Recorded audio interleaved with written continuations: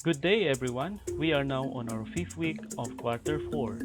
You are nearing completion of our course. Today we will discuss Module 11 of Understanding Culture, Society, and Politics. Particularly, we will discuss ways to address local, national, and global inequalities. I am Mr. Alex C. Sumera, your subject teacher in this course. So what is social inequality? According to Karl Marx, social inequality is the difference in the distribution of social desirables such as wealth, power, and prestige. It also refers to the unequal opportunities of individuals based on their social status. Sa madaling salita, ito ay ang hindi natin pagkakapantay-pantay sa mga aspeto ng kayamanan, kaalaman, kapangyarihan at estado sa buhay. There are at least 6 listed social inequalities. They are first, access to social, political, and symbolic capital. 2. Gender inequality. 3. Ethnic minority. 4. Other minorities. 5. Global inequality.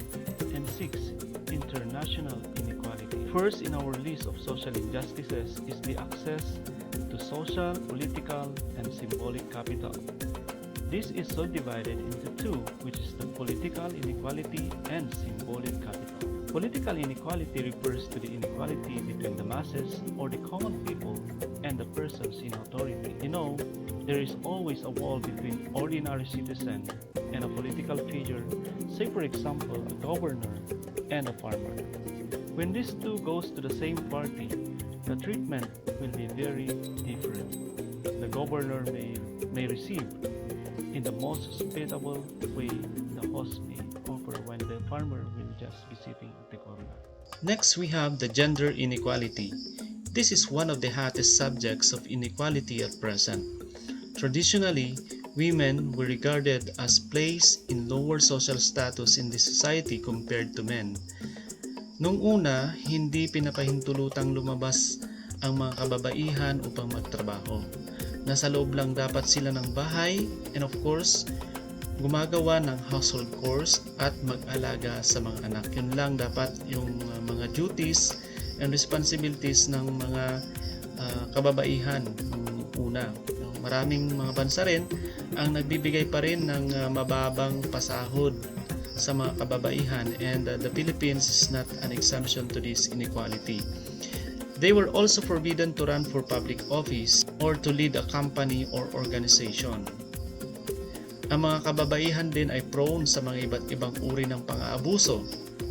These have led to the passing of Anti-Violence Against Women and Their Children Act of 2004 or the Republic Act 9262, and this classifies violence against women and their children as a public crime. Okay, so ang pananakit sa mga bata, kababaihan ngayon ay criminal offense. Kaya sa mga boys dyan, when you have a partner, a girlfriend, a wife and children in the future, be sure to give them due respect and care, and please do not lay hands on them kung ayaw nyong makulong.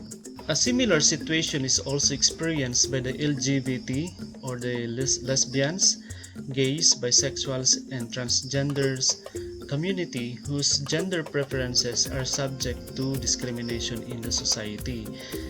At present, there is no concrete protection for the LGBT community dahil hindi pa naipapasa ang SOGI bill na tinatawag natin or the sexual orientation, gender identity, and expression. Okay, so this bill is pending for approval doon sa mababa at mataas na kongreso ng Pilipinas.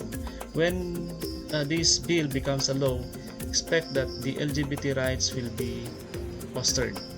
Ethnic minorities are also victims of stereotyping, abuse, and violence. Oftentimes, we usually call them taga-bukid, taga-banbantay from the hinterlands are also subject to social discrimination, the cultural marginalization that they experience from the dominant majority. So let us give respect to these brothers and sisters from the hinterlands and avoid any form of discrimination towards them. Let us refrain calling our friends from, for example, from Santol, La Union as taga second floor or tagabanbantay. Okay, so ang tanong, may batas ba na nagpro-protect sa mga ethnic minorities?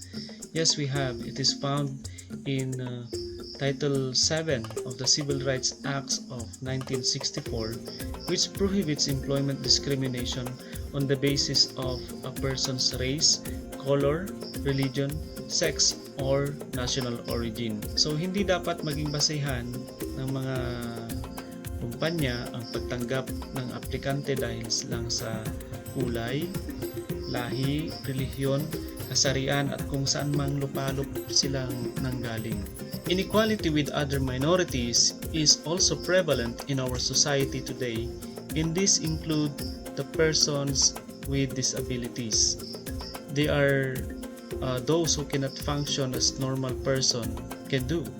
Ito ang mga kapatid natin na may kapansanan tulad ng mga pilay, bulag, bingi at iba pa, and they oftentimes subject to social inequality and they are being turned down when they apply for a job. With the passing of RA 7277 or the 1992 Philippine Magna Carta for Disabled Persons, they now have greater opportunities, privileges, and rights, and their rights are protected. Sometimes we cannot deny the fact that governments around the world cannot address all the needs of its citizens because of various factors like the lack of resources, efficiency in governance, and corruption. Hence, the presence of leftist parties and ideologies plus the proliferation of terrorist groups. Global inequality is attributed to two factors, the state actor and the non-state actor.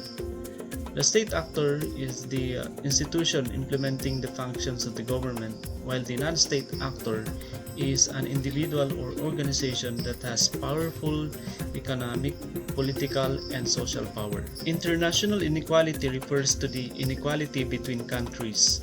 This can be compared to global inequality between people across countries. When we compare the GDP of the United States of America and the Philippines, of course, our country is not even in the 10% of their GDP.